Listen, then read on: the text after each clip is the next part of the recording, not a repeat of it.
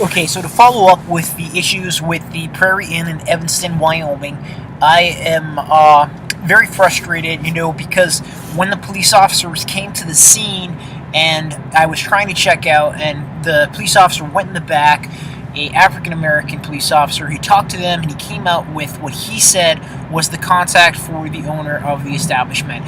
There was a phone number listed, there was a business card, but on a loose leaf piece of paper there was an email and a phone number listed.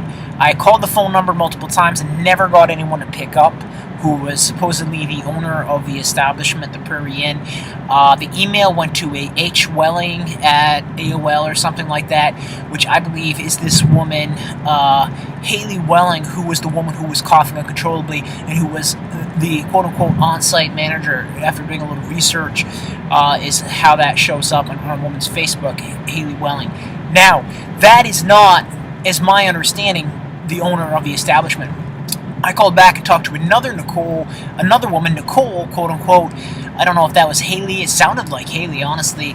I don't know who it was at the front desk there, and they told me that, the owner was in Salt Lake City. Whereas initially, when this all went down, and the day of, the guy in the pajamas told me that the owner was out of the country. Now, maybe they were out of the country and they came to Salt Lake City. I don't know.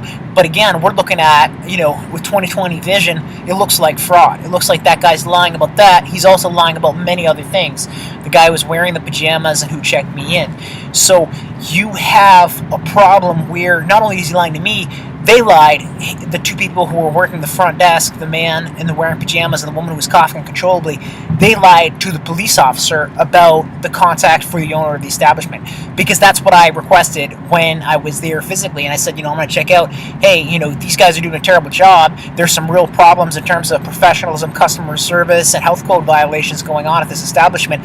The owner, sure as shit, even if they're an absentee, owner, they need to know what's going on so that they can properly address these issues with their staff and maybe chastise, maybe replace some staff members. Now, I don't want to get into running this business, and I called back and talked to the lady Haley, and I was like, hey, I'm going to have a lawyer talk to the owner. I don't want to talk to you guys anymore about this. I am requesting again, and this was just yesterday, which is the 2nd of February, so, I've given them plenty of time, but this is again, me directly and reasonably requesting, and that was what I did the day of, though, and they gave us false, fake information. Also, that police officer, they did not give us the contact to the owner. They gave us the contact to them at that location, the people who were it looks like they're living in the motel and running the motel and doing it in a very shitty way. So that was not the data that I requested. I clearly, when I was there, I requested, and the police officer, I requested the contact to the owner. Now, when a lawsuit goes against that establishment, the lawsuit does not go against the manager. The lawsuit goes against the actual business and the people who own the business. So to be able to properly engage that business with the legal process, we need to know who the owner is. And we need to be able to give them a heads up to our intention to file this lawsuit so that they are aware of the issues. And they have a chance to be,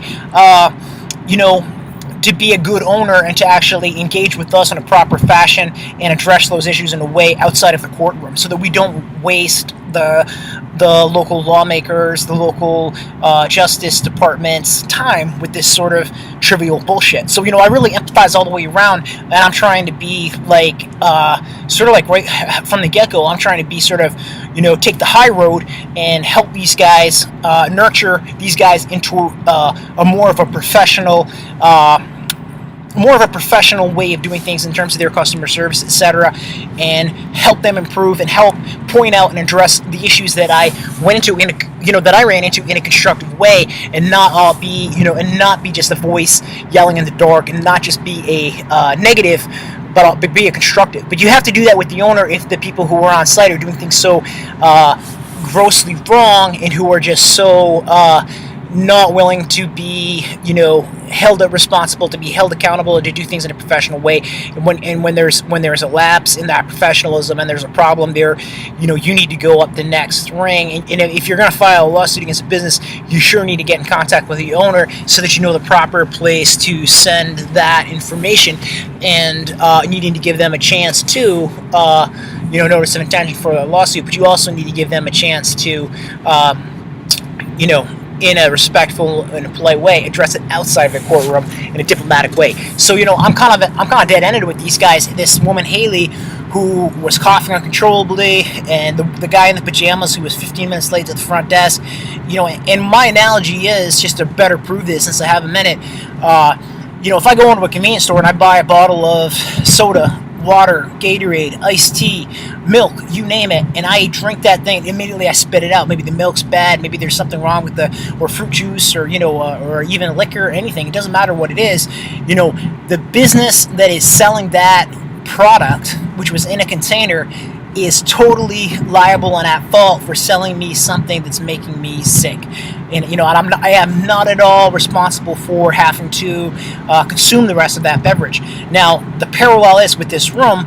If I go into a room and I spent $57, it's not for a room that's going to make me sick. It's $57 for a room that's going to be guaranteed to be a nice room to stay in, and a room that's going to be guaranteed to give me rest and not to have any sort of issues. So if I have a peripheral issue, when I go into that room and immediately I'm getting sick, just like if I drank a bottle of milk from the store, that store can't sell that bottle of milk. They have to give me a refund. The same thing with this, because they are violating a health code. Now, maybe there is something wrong with that bottle of milk. Maybe that bottle of milk was set outside for 5 minutes outside that gas station in the warm sun and was not refrigerated, and it went bad. Now, maybe this room these guys tried to sell me at that Prairie Inn was a great room, but then the cleaning lady who was morbidly sick with this whooping cough or whatever it is that's in that community, when she cleaned that room, coughed all over it. Maybe the prior guest coughed all over it. I don't know, but there was no effort by the people working at the front desk, the guy in the pajamas and the lady who was coughing all over the place, to be professional, to offer me to maybe have some different alternatives, maybe have another room, or maybe give me a partial refund, or directly give me a contact with an owner so that I could address these issues with them. None of those basic professional hospitality industry type of standards and protocols were even attempted to be made by that woman Haley as well as the other guy. It wasn't just a lack of professionalism. It was almost like they were intentionally, it's like if you go to a restaurant and they almost go way out of their way to mess up your food order, and it's almost like they're doing intentionally just because they're so unhappy with their lives living in sort of a remote, shady town in the middle of nowhere. So I think it's really unfortunate that we're even at this point where we have to begin to take these steps to where we have to, go online. We have to call the city of Evanston, Wyoming, to track down and find, or we have to get a private detective and some contractors to go up to Evanston, and we have to figure out who's actually owning this shit show so that we have an accountability and we have a clarity when we go into this legal process, exactly who is liable and responsible, because it's not the managers of the business. The managers of the business, unless they own it, and I asked them specifically, do they own it, and they said no.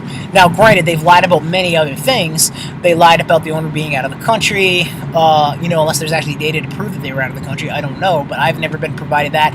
They lied to the police officer, and they lied to me about the owner's contact. When we requested that, we were on site the day of the checkout. They gave us the contact of them at that front desk, and that's not what we requested, because I don't want to have any further frankly, I don't want to have any further engagement with that lady whose name is Haley. I didn't know that the day of, and the guy in pajamas, because of the issues that I ran into with them being so unprofessional and being so poor with their customer service, etc. So what I need to do is to talk to whoever is in charge of them, so that they, the people who own it, are aware of the problems with the people who were on site. It looks like those people are the only ones that work there, is my impression. They live there, they work there, and they treat it like their house. Now we run into this other whole set of issues where we have to wonder, are they getting days off? Is Haley and the guy, and I kind of was thinking that they were having sex, because no one was there at the front desk for a while. When I showed up, the guy came out in pajamas. It looked like they might have been having sex in the back room or in one of the rooms. The lady coughing, and I don't know anything about these people, but that was the impression I got based on the guy's clothing, the woman's, their behavior, and everything else. It looked like they were doing something, maybe drugs or maybe sex in the back room. Now, I don't know that. That's an impression. I don't even know why I need to voice that impression, but sure as shit, I can say what I want, you know what I mean? And they got back, they told me it was going to be 48 hours from the get-go when I first when I sent the email and stuff before they got back to me, they had to get hold of their owner, and I waited 48 hours before I did anything else. I waited before I did the YouTube video or before I started a blog post or anything about this. So, I was totally respectful of them. I gave them time for their process, and they did not furnish me any proof or evidence that they actually did contact the owner about this. I was not given the proper contact myself to contact the owner about this. If I go into a McDonald's and the owner of the McDonald's isn't there, hasn't been there for months, and you got some people living at the McDonald's, and you run into a problem right away. Are these people? What's the nature of their employment with this owner? Because the owner might be actually breaking all kinds of laws. If they have some people who are living and working at that establishment 24/7, 7 days a week, do these people have time off? There are laws in this country. If they don't have time off, what's the nature of that business relationship? Are they getting paid overtime? How are they able to be there all the time on site?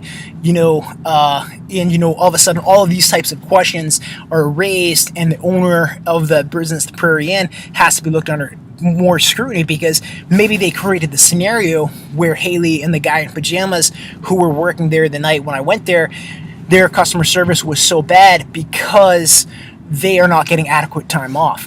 You know what I'm saying? So maybe this really is the owner's fault. They're doing some things illegal in terms of their business structure, where it's a remote place. They've got some live-in people, and they're just letting them live there and have sex there and do whatever they want at that hotel, but they're not getting any days off, so that they're just basically the health code standards and everything in the violations. They're just not doing a good job. But that's really what I wanted to get into. I want to go back to that metaphor, analogy, parallel that I drew with a bottle of milk from a gas station, etc., going bad, or like a Gatorade or anything like that, and it's the same thing with the room. When you pay for something and it's not what you paid for, there's a clear a moment of a fraud between the customer and the store who's carrying it, and in this instance, the Prairie Inn.